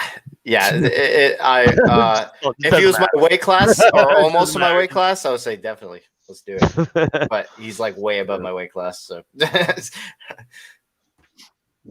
Unless you're one of those little wiry guys, like I had a buddy in the Army. He was like 5'7", and he was like not an ounce of body fat on him. But he wasn't like he didn't go to the gym or anything, man. But you try to we had to do combatives all the time, right? This dude was a beast at combatives, man, because you just could not get a hold of him. Anyway, moving right along.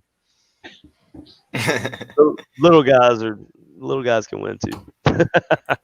I'm not a little dude though. I'm Yeah, I actually could getting a probably lot be of weight. quicker, maybe. Getting a lot of weight. The old quarantine thing. Of Because course, I'm quarantined anyway. I've been doing more So- cardio, so. Oh God, I hate So cardio. what do you have coming up next, KD? Are you investigating any locations or? Oh yeah, well we go up to Ohio pretty regularly lately, it seems like. So we'll be up there. Well,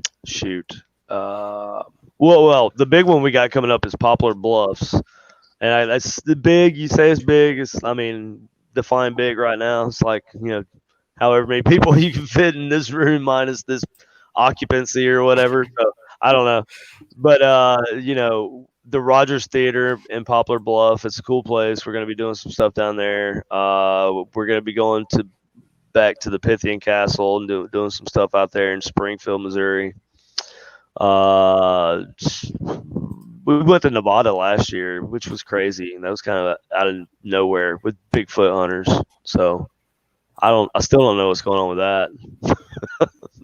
That's a long story. Anyway, so we hope to go back out west at some point this year. That'd be great if we could somehow score some sort of idea that would pay for all that. But yeah, so but hell, we don't know what we're doing tomorrow. We all might be, quarantined next week or I not, know, seriously, Jesus. or we might just be Oh, I got- partying spring break. I got a question. Yeah. What are your feelings on contacting people that passed within like 72 hours? And like your feelings on that, like celebrity.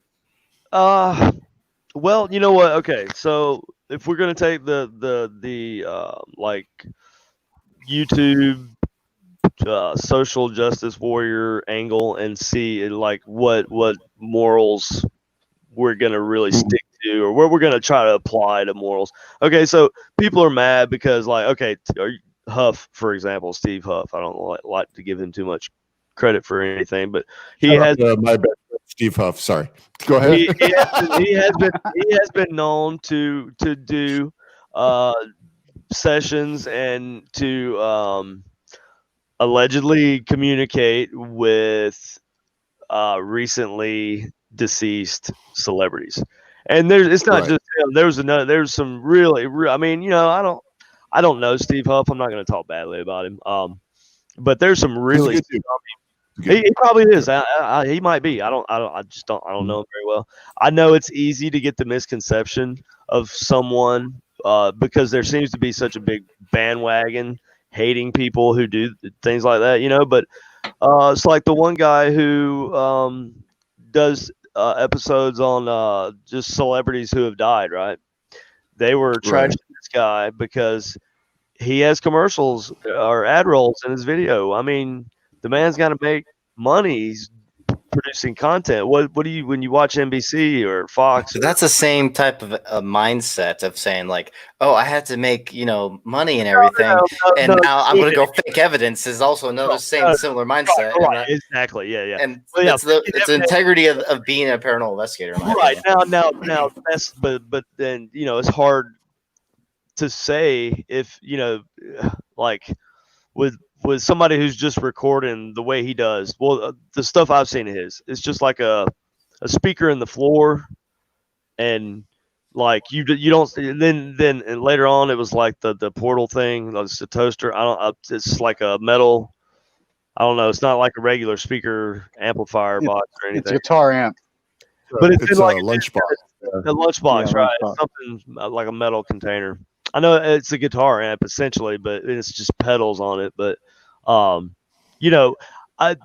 are a few things that I would disagree with him about, but I try not to be disrespectful or anything. But I don't think it's necessarily disrespectful. Now, like the content cop army, not necessarily I does, but you know what I mean, like the social justice warrior army on YouTube would have you believe that if you monetize anything that mentions a recently deceased person in your video of what you normally do, like he's normally going to be doing those videos, right? He's going to be communicating with whatever comes through, right? So if a celebrity just dies, right? Like let's say a big name celebrity died today and his name was Bob. Let's say Bob Saget died this morning. And you know, Bob. right, I'm trying not to, but it had to be one of the Bobs, okay? So, I like America's Funniest Home Videos. I'm sorry. Yeah, I'm sorry, but go ahead. I want to apologize. Yeah, I see where you're going with this. But you know, if he like, passes away tomorrow, I'm blaming you. Okay, I swear to God, I'm putting that on. dude, But go ahead. So what happens with Bob? Bobby? So basically, you're gonna hear if you listen to a radio scanning long enough at night after a celebrity dies, a big celebrity like somebody like Bob Saget, loved by millions, grew up watching him, then of course you're gonna hear that name come through the ghost box. Does that mean that's Bob Saget trying to communicate with you personally? I don't know that's the case. If he says, you know, hey Rocky, this is Bob Saget. Now that's pretty direct, right? Here's my view. You know, Okay, go on. I mean, but it just so happens that maybe you get into that mode of like I'm going to record every single second of, you know, because like catchers like that are really hard to catch, and you know, he just, I mean, they have them like for days. Like I don't know, man. It's just my opinion. I can't prove that it's none of it's real, but is it ethical for him to even like bring this up just for the dollar signs? Does he do it just for the dollar signs? You know, like I mean, yes, those videos are monetized, so I mean, yeah, that's the thing. Like, here's my view on it. Personally, one person said that they think that his stuff is fake. Personally, I don't think his stuff is faked. Personally, because I think that you could get that stuff from ITC. There's a lot of pareidolia stuff in ITC, and that's why what ITC is, man. Yeah, exactly. I know, right? Looking at pareidolia and getting something out of it. It's about. Yeah. So instant gratification, you're going to get a lot from that from ITC. So he doesn't need to fake anything. It depends. So, for a lot of people, I think that the way he does it is the way to do it, though. You know what I'm saying? Yeah, so Let's disclaimer. Just because he does it and he uses a noise killer and a, you know, like surrounding reverb. A lot of guitar pedals. Okay. And he also but I do disagree with, I don't like the fact that he does dead celebrities and stuff like that. Personally, that should be weighted on, and it's like a money grab, in my opinion. Agreed. But I mean, it's basically science versus morals, because stating that like when you do like have a spirit pass away, it says within 72 hours is the point when this spirit of your body is still around. So when you think that they would want to go see their with their family and everything? Is that even the case? 3 days. Is that even going to be the case for you? Like you think you have an idea of what it's going to be like. Go ahead over to Steve Huff. I'll let you guys know that right now. That's the first place I'm going, so you guys hear what I got to say. Well, so there you go. That tells me a lot.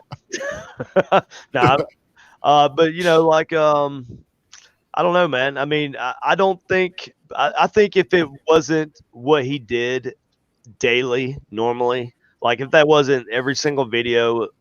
If every video he uploaded wasn't of him speaking to dead people through, you know, potentially speaking to dead people through his ghost box running through his portal, you know, that's so for him to do it for a celebrity, I think it might hit a little closer to home for us because I mean, it's only usually if you like the celebrity, right? I mean, if you didn't like on this, like, what if you don't even know it's a celebrity and he's doing somebody and you don't even know it's a celebrity?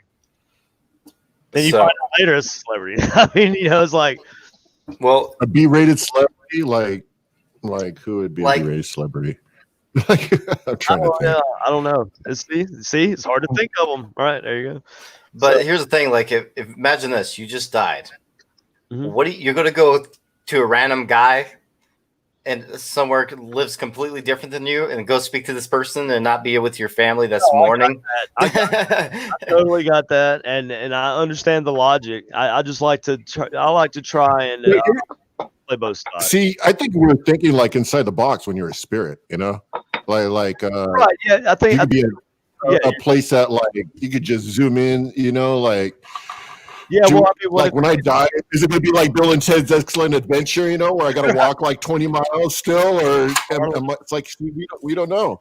Carla, And we don't even know. See, I think you're not taking it as far as like the your body itself. It's a spirit, you know. Like all this is gone. You're actually your energy, well-being.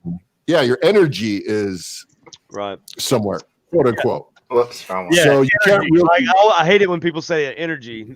Like I feel the energy here. Yeah. Like, what freaking kind of energy do you feel? What is it?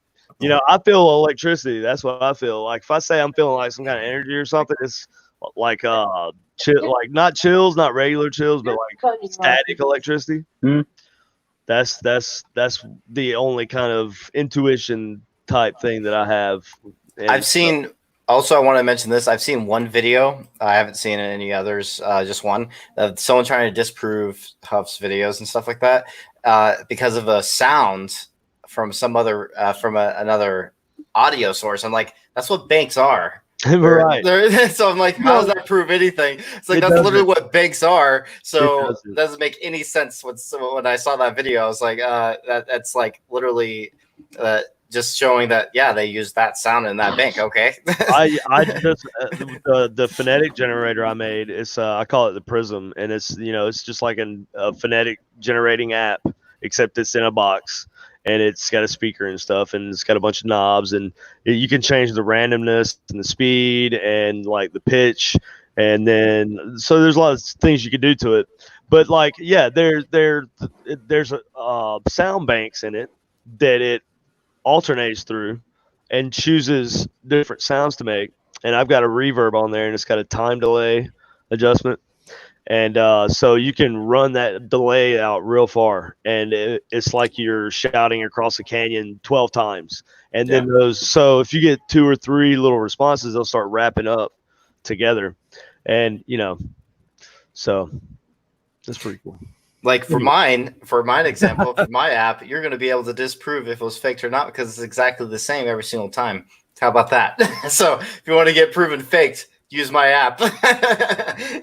Well, if you're using a random number generator, if you're using a random number generator and it's just alone by itself, and you're not changing the seed, then you are basically running over until you reset. You're running over that same code, that same pattern over. It's the same way with like a digital sweeping ghost box. So I've found a way to, because you could move the phonemes to like multiple, like if you start one bank, you can start it over on an offset, so you really don't know, especially depending on the number of banks and what it's full as far as even with the IP sweep. So it can never be modified. I believe it's sound, if anything. That's why. Yeah, but I think that's just my personal. Like an alternate, a external, something external, like a randomness, something that could go either way, right? It has to be an input, and that has to somehow, in my opinion, just the way I look at it for my work that I'm doing. So my goal is to take something environmental, right, and have that provide the circuit for with whatever like direction it wants to sweep, whatever sounds it makes, the speed it goes, all that will be chosen. It'll be random, but the random seed is chosen by some math and also an analog input. An analog input usually being like a proximity sensor or a temperature sensor or something like that. But the thing is, you don't want just one of those environmental. I don't know what. So you believe a proximity sensor would go good with radio because of the frequency that it would set I haven't out? noticed a change.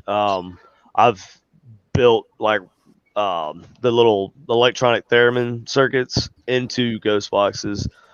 Really didn't notice any difference.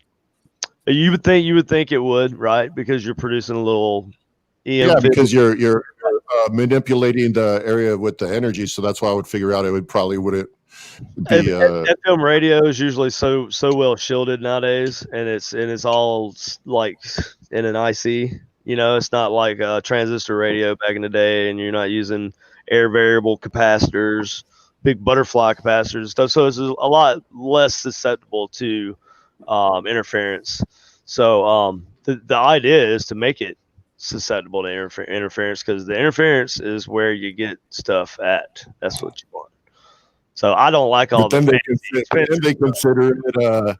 What do you call it? Then you start. It's pareidolia, or it's being. It's I mean, being I can messed say with. anything. I can say anything. You can get the clearest picture anybody's ever got of your face in like, you know, the static on a TV screen, right? If I take a picture of this TV screen and I get your face exactly, I can still use the pareidolia excuse. It's an excuse. It's not a reason. It's just an excuse. It's a word that has a definition. You can look it up in the dictionary, and basically just means that we see patterns and stuff. Of course we see patterns and stuff.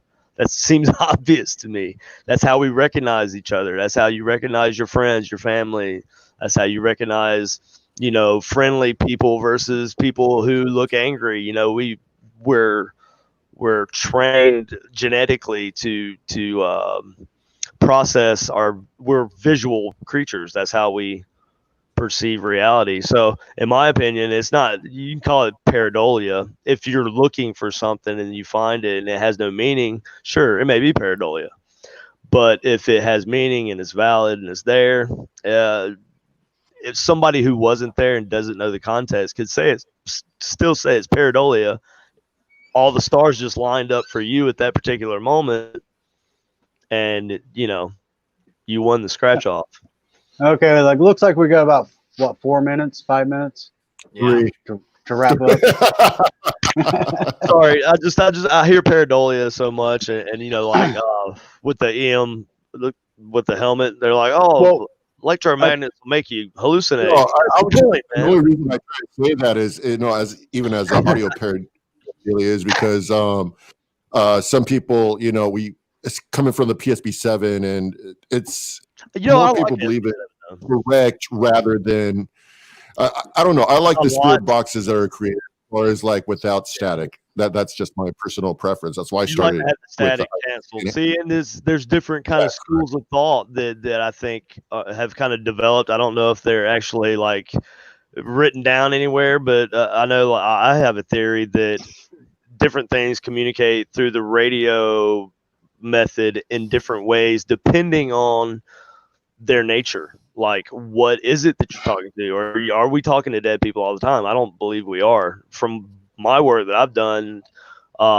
you know, we could be talking to things that have been around for longer than we have. You know, elementals. Native Americans thought about elementals. Next question. I know we only got like 2 minutes. I guess it'll be a quick. Really fast. Do you believe in demons and angels and all the above, or are you just more of a? I have to be open-minded and believe it until it's disproven. You know, I don't operate based on, I have to believe it to see it. I have to see it that it's not real, and then I will believe that it's. That's why I call myself a spiritualist agnostic. Agnostic. I like that word. I've used that before too. Agnostic. Yeah, because I can't prove either way if there is or isn't a god or demons and stuff exactly, like that. Yeah, can't prove it on either side. So it's pointless to even argue it. That's why I say, you know, because you can't argue God. You can't argue for God. You can't argue against God. Yeah. So if there's anything you want to shout out, KD, real quick. Just like we have a lot of things we're doing, and people that I'm doing them for will get mad at me because I can't remember all of them. But if you just go to our Supernatural Inc. Facebook page, then you can see everything we're doing. And Katie's on there, and there's some stuff me and Doug, some ghost box sessions will be coming up soon, and hopefully we'll be working on our YouTube channel, and that's Supernatural Inc. Paranormal on YouTube. And so yeah, you can go to watch a lot of my cringy old electronic experiments I used to do there too. But yeah, that's about it. Supernatural Inc. And Ghost of Morgan City. Go to Travel Channel and spam Travel Channel with messages saying we want Ghost of Morgan City season 3, 4, 2, 3, 4, and numbers. More numbers. Wait, there's a season 2. Well, I was okay. Let's go. Okay, I don't want to do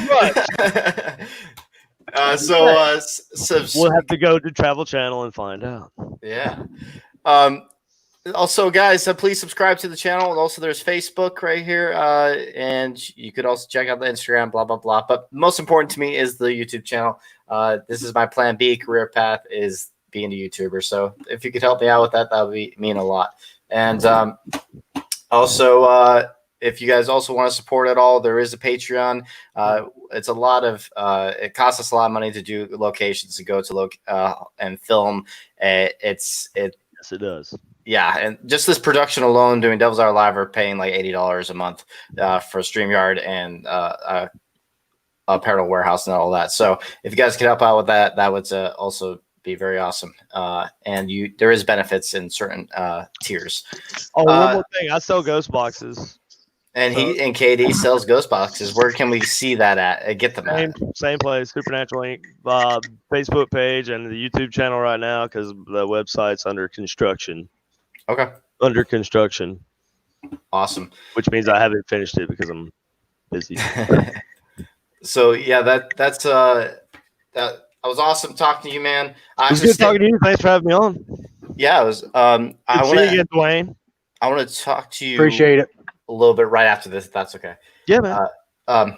Okay, so I'll see you guys later. This is a lot of fun, and be ready for the next one, and hopefully Twin Paranormal. Don't know for sure yet, but we'll see. They twins? I think there are 2 of them. Yeah. Okay, that would make sense. Yeah. I'll talk to you guys later. Ending this live stream. Okay.